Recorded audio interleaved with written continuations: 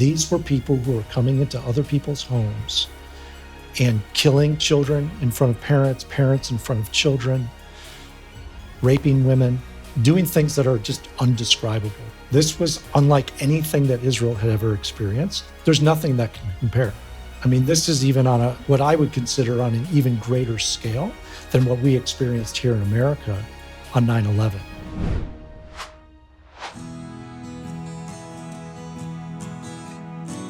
Since October 7th, so many people have been spreading misinformation about Israel and Jewish people. Here at InGrace, we want to do everything we can to push back against that false narrative, to speak the truth about God's earthly people, the Jewish people, and their homeland, the nation of Israel. And so what we're going to do today is interview Justin Kron. He's a co-producer of a great film and a great series about the film.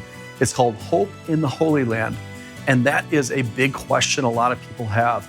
How can we understand as Christians this issue, the Palestinians, the Jewish people?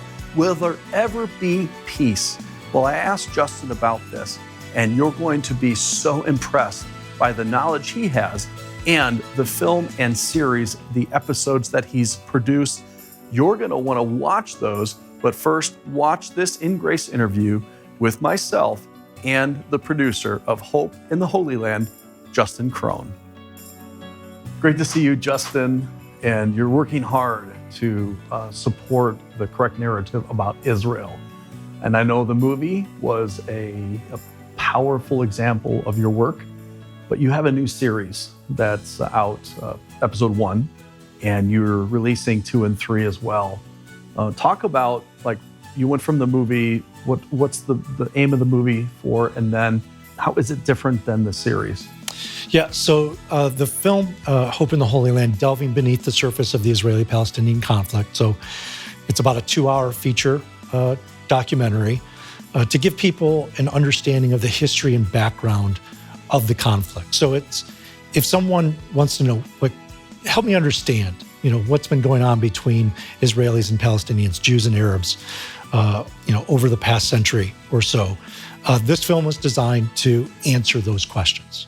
Okay, so we kind of set out with if there's one film that people are going to watch to understand the conflict, we would hope that this is the film. And thankfully, that was the feedback that we got from a lot of people.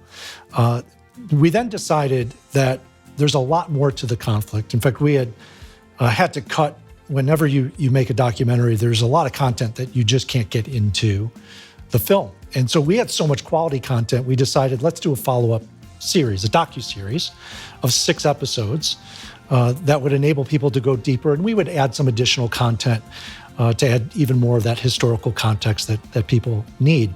We made the first episode called Liberation or Occupation, and that released on September 1st of 2023. And then we were going to release the other episodes kind of as we would raise funds and such, and do it in kind of a delayed, staggered way. But as everybody knows, just a little over a month after September 1st of 2023 was October 7th. Frankly, the most tragic day in the history of the Jewish people since the Holocaust. Certainly the most tragic day in the history of Israel itself, modern Israel. And so we knew immediately you can't do a series on the conflict without covering the events of October 7th. And so we decided that we needed to go back to Israel, and we did more interviews and captured more content directly related to the events of October 7th. And so that is now a part of the series. And so the next 2 episodes, which just released, so episode 2 is called A Ticking Bomb, and that's really kind of the history leading up to October 7th. What's the background of Gaza? What's the history of Gaza? What are the roots? What are the origins of Hamas? Where did they come from? What do they believe in? What are their aspirations? And so we interviewed some of the foremost historical experts, Israeli experts on the subject. And so we got their perspective, which will help people understand that history and background before October 7th. And then episode 3 is titled River of Tears, appropriately.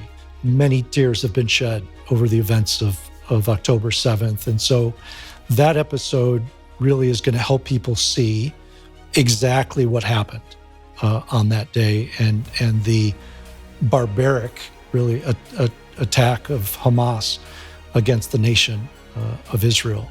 And we did that through interviewing survivors, those who survived the Nova Music Festival. We interviewed a former hostage. We went to a couple of the kibbutzim, the villages that were attacked by Hamas, and just captured the devastation of what occurred on that day. And so that'll all be there in episode 3, and should hopefully deter anyone who's not sure. What's been amazing, I think, for us is the amount of denial that has happened since October 7th about the events of October 7th. Yeah, so we went back in May of 24, so just a few months back. You and I have been to these spots where the massacre happened. It's one thing to see it in pictures and on TV, but when you're there, describe the depths of how much that hurts a human being to see with your own eyes what so many people suffered on October 7th. It's been really, really hard for me to put into words what that experience was like. Many people have asked since I returned. The best way that I can describe it is to try to picture yourself walking into Auschwitz or into the Warsaw Ghetto just a few months after it was in operation. And to see with your own eyes the level of devastation. What also made it really difficult is where these events occurred are in these really kind of quaint, remote towns. It's beautiful out there. You hear the birds, and there's the trees and the farm fields, and it's just hard to reconcile being in a place like that where such horrific tragedy, barbarism occurred in the lives of these innocent, frankly, peaceful people. So it's two worlds completely colliding, and frankly, you really can never be the same after seeing something like that. Yeah, and if you look at the Israeli society, those that live on the kibbutzim are peaceniks. They're ones that really thought they could solve all of these things. They were very friendly with the Palestinians from Gaza. You also see toys and evidence of playgrounds and children, but the powerful, the sad, really sickening thing about it is they didn't discriminate against those that helped them and loved them and were looking for peace solutions, and children. They just killed or captured everybody. Yeah, it's really unfathomable to think that other humans would do this to people, regardless of who they are. As we've learned very clearly, Hamas's aspiration, their intention since their birth, has been the complete destruction of Israel. They've made it very clear if they can commit October 7th over and over again, they would do so. And there's no denying of that. And I would challenge people. We were only able in this series to include a few lines from the Hamas charter, but I would encourage anyone, just go online, read Hamas's charter. If you're not clear about what their objectives are, the charter makes it quite clear. And it's the complete destruction of the nation of Israel, and frankly, of all Jews on earth. You called episode 2 the ticking time bomb. When you made the film originally, Hope in the Holy Land, did you see Gaza as a ticking time bomb at that point? Obviously, we all see it now, but somehow Israel didn't see how bad it was going to be. Did you have any premonition about that? I certainly didn't. I think there were some who did. In fact, if you go back to 2005, when Israel disengaged from Gaza, removed all of its military, all of its citizens, gave Gaza to the Palestinian Authority, which was then taken over by Hamas. It was Benjamin Netanyahu who said, what we're doing here is we're essentially creating a safe haven for terrorists to flourish. And he was completely against that disengagement, and many within Israeli society at that time were against it. So there were definitely some who saw this kind of thing coming, but I really don't think that anyone saw this at this magnitude, could really believe that Hamas had the capabilities to do the type of invasion, multi-front invasion of Israel that it accomplished on October 7th. And so it was definitely a shock for me, and I think a great shock for many Israelis. We did a screening here of your film, Hope in the Holy Land, and we had you and Todd here, and we talked about this on InGrace. You have a lot of friends who are Jewish. You have a lot of friends who are Israeli. You have a lot of friends who are Arab, Palestinians. As you started to hear about October 7th yourself, what was your day like? Yeah, that day was started with getting reports about the attack, because this isn't the first time that Israel's been attacked by Hamas. I just kind of assumed, okay, well, this is just another flare-up, okay? But as more of the reports came in, it was very clear that this was beyond anything that's happened in the past. So, of course, my concern immediately, went to how are my friends and such, how are they doing in Israel? And they were all okay. Most of them, live further north, central Israel or way up in the north of Israel.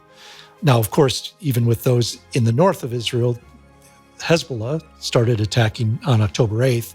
So that became an issue for them. I knew immediately, within a day or two, that this was unprecedented. This was unlike anything that Israel had ever experienced. This, you try in your mind, you try to compare it to previous events. Was it anything like the War of Independence in 48? Was it anything like the 1967 war, or many, because it happened on the 50th anniversary of the Yom Kippur War in 1973, and that was a surprise attack. We all kind of thought, well, maybe this is similar to that. There's nothing that can compare. I mean, this is even on what I would consider on an even greater scale than what we experienced here in America on 9/11. This was barbaric. These were people who were coming into other people's homes and killing children in front of parents, parents in front of children, raping women, doing things that are just undescribable. And I know you watched the 48-minute film that of the Hamas video that they captured. I've seen many of those videos as well, and it's like nothing I've ever seen. And the trauma that I sensed immediately from those that I was speaking to in Israel was unprecedented. In fact, they're still going through trauma. This is an ongoing war. You still have hostages that are being held in Hamas dungeons, literally dungeons. And so the trauma continues.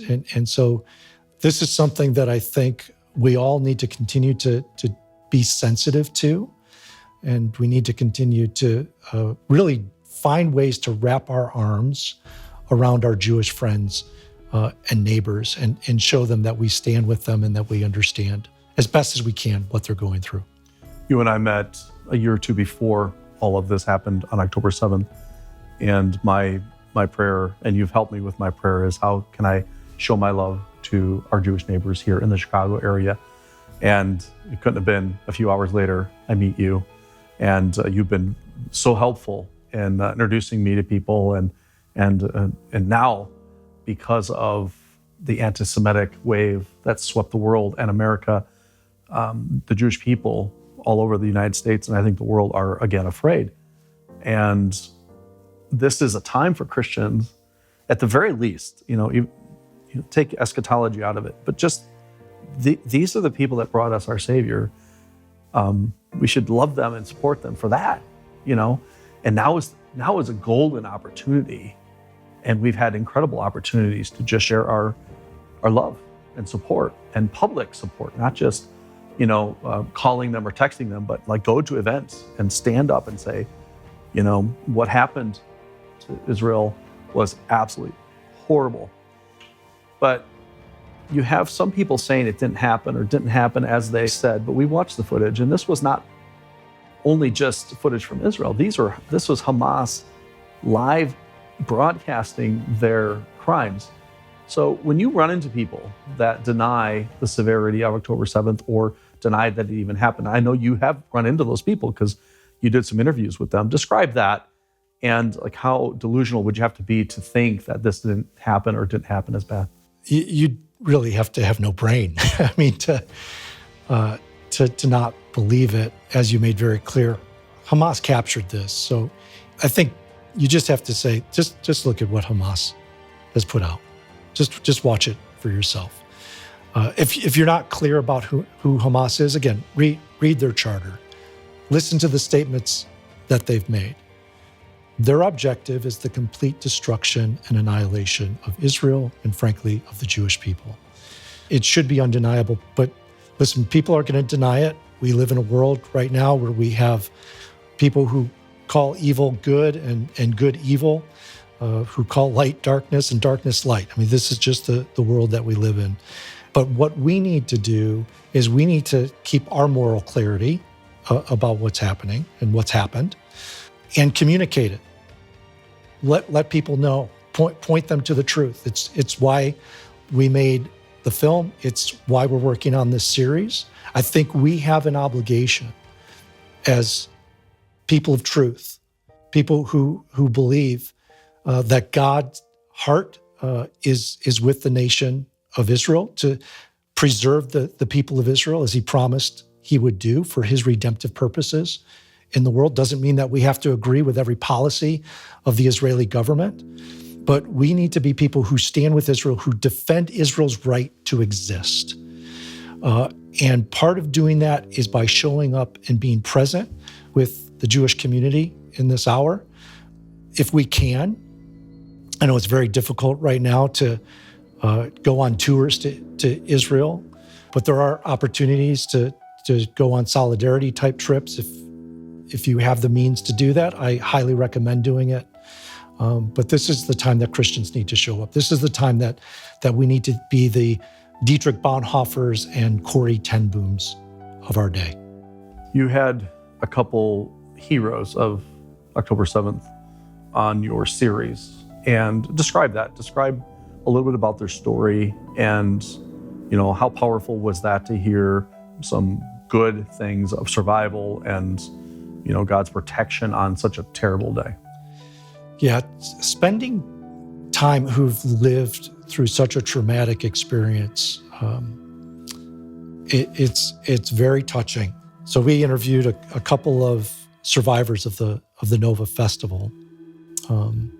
3 of their friends were killed on that day, and they take us through that story. They narrowly escaped themselves. One of them, after the interview, she told me, she said, I recently met a Holocaust survivor. There was an event that she was at. And so she talked to this Holocaust survivor, and she said, there was an immediate bond between us. Like, we didn't even have to say anything. Like, we both understood each other in a way that nobody else has understood. And I said, I know exactly why that's the case. I mean, you both really stared into the face of death, and the reason why they wanted to kill you. The circumstances may have been different, but the reason for why they wanted to kill you was exactly the same. And that's because you're Jewish. It's not because you're occupying their land. I mean, that might be the excuse that they use, but it's purely because you're Jews. If you were a different sect within the Muslim world, they wouldn't care that you were there, but it's purely because you were Jewish. And so I think this is what we need to understand again about what is the ultimate aspirations of those who are trying to destroy Israel. It's because it's Jews who are in control of territory that they believe should belong to them. And for them as Muslims, This is an affront. This is a confrontation to their ideology, their theological ideology, which believes that any land that has ever been under Islamic control is now consecrated to Allah and should belong to them and to them alone. And so because you have Jews now who are being supported in their minds by the Christian West, that is enough for them to justify the massacre and the attempt to eliminate the Jewish people on that land. Hope in the Holy Land, a beautiful title for your documentary film and for the series. Do you think there's hope? Before October 7th, okay, there's hope. But after October 7th, do you really think there's hope for the Holy Land? Do I think that there's hope for peace in my lifetime? No.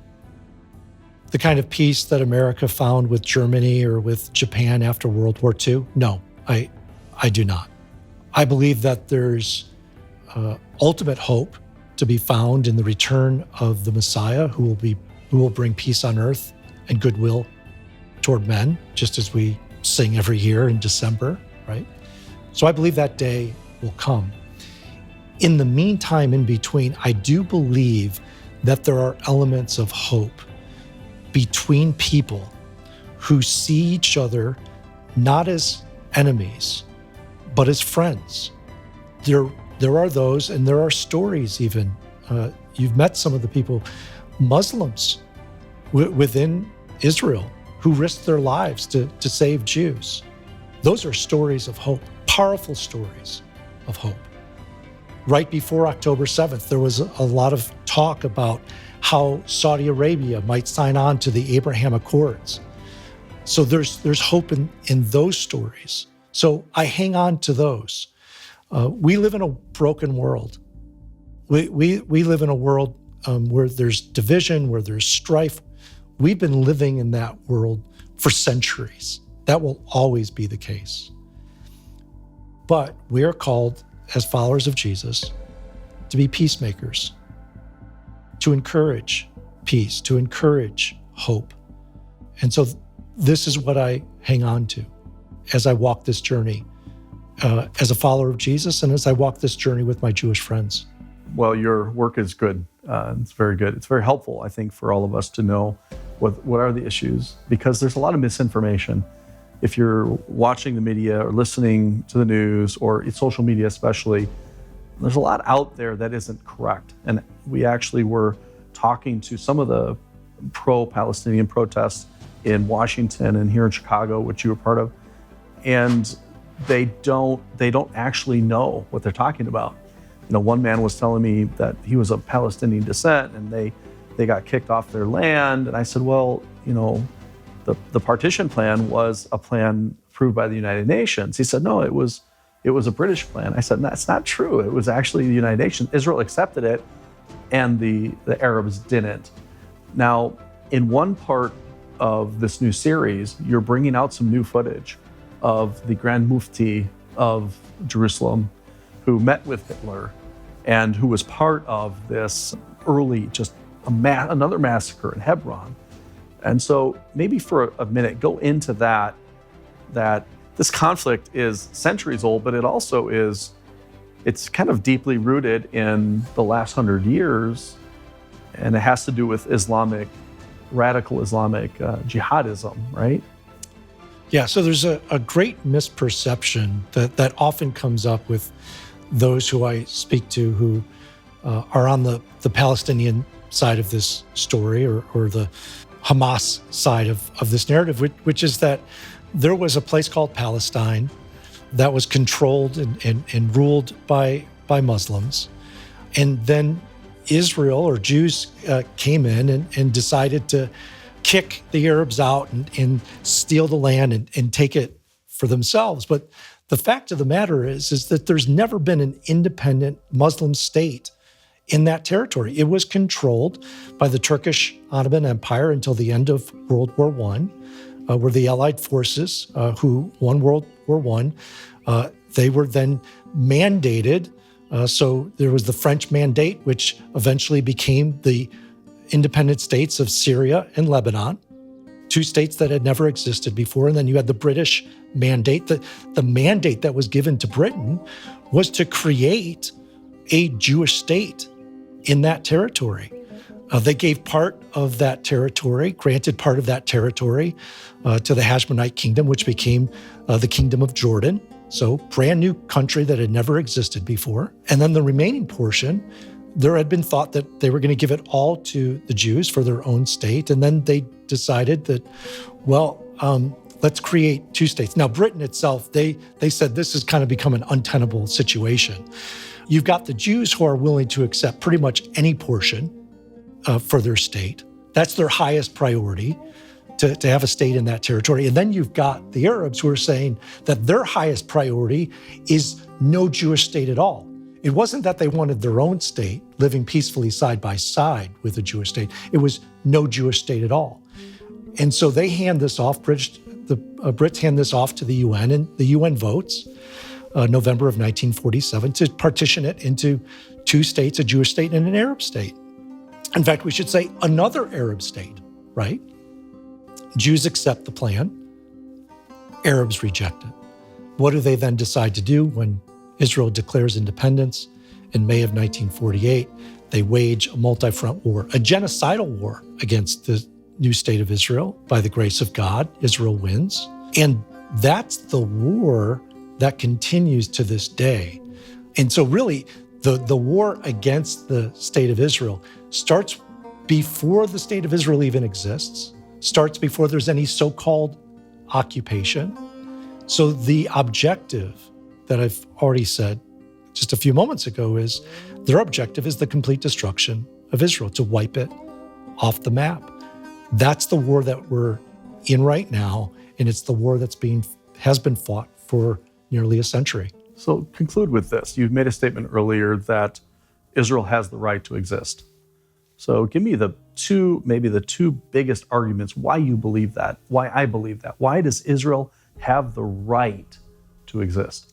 So I believe Israel has the right to exist, first and foremost, because God set that in motion. Okay. So God creates the nation of Israel, promises them a specific territory, and says that they will live in that land. And even in spite of their disobedience, in spite of their sin, in spite of their not walking fully with the Lord, he promises that he'll bring them into that land, bring them back into it, which we saw the fulfillment of in 1948. So that's reason number one. Reason number two is we can completely take off the table, completely take even out of the discussion God's word on the matter. The Jewish people have a historical connection to that land.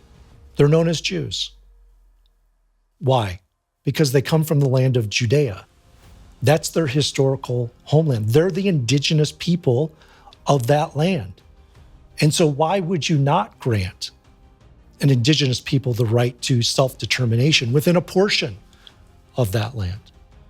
And so that would be the second reason. And I'm not saying that Arabs don't have a right to be there. They've lived there for centuries too. And what we see in Israel today is a great example of coexistence. 20% of Israel's population are Arabs. Freedom of speech, civil rights, they can vote, they can serve in any sector of society. It's a perfect example of coexistence between Jews and Arabs within the state of Israel right now. And that's my hope. That's really kind of my dream for greater Israel, for the greater land of Israel, including Judea and Samaria, and even within Gaza itself. So hope in the Holy Land is something that's very helpful for people, because I think in the last 30 minutes, our conversation, the facts that were stated, historical, provable facts, most of the world, they don't know those facts. So, but in 30 minutes, we're just barely scratching the surface of all the facts that are out there. We need to be educated in this. As a Bible believer, I love Israel, the Jewish people. God's promised them the land. He's promised us blessings to bless them and curses if we don't. They're the ones that gave us our Savior, and we can go through the list of reasons, but we need to be educated. Hope in the Holy Land, the movie, I understand gained a new popularity after October 7th. Praise the Lord. Yeah. And people need to watch that. And that is a movie that you have to pay for to watch. But Hope in the Holy Land, the series, episodes 1 through 3 are now available. That's free. Yes. Right? How can people watch? So they can go to our website and they can access it through our website, hopeintheholyland.com, or they can just subscribe to our YouTube channel. We've decided to make this whole series available for free because we think it's that important, that there's no obstacle for people to get the truth, to get a historical understanding on what's happening in the Holy Land. So we would point them to just the website or our YouTube channel. It's also available on the Salem Now streaming platform. So the Salem Media Network, they have a streaming platform called Salem Now, and it's also available for free there. And you have a plan to make at least 3 more of these great shorter segment, hour or less episodes. I'm assuming that you need some funding for those. So if someone wanted to say, I believe in what you guys are talking about, if we want to help Justin Kron and the organizations that you represent, how could people support or fund the additional episodes? Yeah, so this is a viewer-funded series. Everything that we do, it's because there are people who believe in what we're doing and think that there's tremendous value in not only getting a historical understanding for themselves, but that this needs to be available for everyone in the world. So if anybody wants to support that cause, again, they could just go to our website. There's a clear place there where they can donate to the series. It'd be much appreciated. Listen, again, we think people need the truth. We think people need an education. I mean, if there's anything we're seeing right now in our world, there is so much confusion in our world about so many issues, right? So not just Israel, but we hope to be able to speak into that space. And so if people want to support that, we'd be really appreciative of that. People say they want to be on the right side of history, which I do. I also want to be on the right side of God. And so I think that's why this issue is so important, because there's a big implication to be on God's side on this issue. I'm glad that you're on God's side on this issue, that you know the scriptures, you know the history, you know you're in the land, you've had so many people that you've talked to. And I think that's a game changer, because a lot of people that have opinions on this, they don't have a clue. They've never been there. They don't really know what they're talking about. But you can help us with that. So thank you for all of the many hours and days and weeks and months to produce the film, Hope in the Holy Land, but now the series that really kind of gets deeper into a lot of these issues. And it's powerful, it's entertaining, it's not dry at all. It's really, really good stuff. But it comes there's a reason that we need to know this stuff, and you've done a great job. So Thank you, Justin. Thank you, Jim. Folks, now is the time to be educated, to stand up for Israel and the Jewish people. Now is the time to bless those that God said we should bless and get the blessing of God in our lives. We are so sad about what happened to Israel a year ago. And I'm so thankful for people like Justin and Todd and others that have made really good content for us to know from the ground in Israel what is going on. And when I asked Justin about peace, he mentioned the return of the Messiah. And I have that same hope, the hope that the Messiah, the promised one, Yeshua, that he was God in the flesh, that he lived a perfect life, and that he died for our sins, and he rose again the third day. I put my trust in him, and he has changed my outlook. He has changed my life. He has changed my eternal destination. And you can have that same experience. Jesus said these words. He said, "For God so loved the world that he gave his only begotten Son, that whosoever believeth in him should not perish, but have everlasting life." It's not about religion. It's not about works. It's about trusting in God, who did it all, paid it all for us, for our sins. He's alive, he's coming back, and he invites you to put your faith in him and him alone. We need to continue to pray for Israel, the peace of Jerusalem, and support the Jewish people every chance we get. Let's do that. Let's be faithful with that. If you've been blessed by today's program, let me encourage you to watch all the other exciting YouTube videos that we have about Israel. You'll see all of these episodes that are filmed. We call it Discover Hidden Israel. It's a whole series, and these videos will be a huge blessing to you as you learn more about this amazing land. We also are so thankful that we can produce this content. Would you consider supporting InGrace? When you support us, your money is going to go to helping us make more content that is pro-Israel, pro-Jewish people, and it has the component of the good news, the gospel. And you can do that by going to our website, which is ingrace.tv. ingrace.tv. You can also donate right here on this YouTube page. We also would love for you to subscribe to our channel to get the latest videos that we put out. Hit the bell, hit the alert button. And you can also like this video. Give us a thumbs up if you liked it. That really helps us. Make comments, what you think about this episode. And the more that you do those things, the more YouTube will push us to more people. And that is so awesome and so important. Well, may God richly bless you, and may we continue to love and support the Jewish people.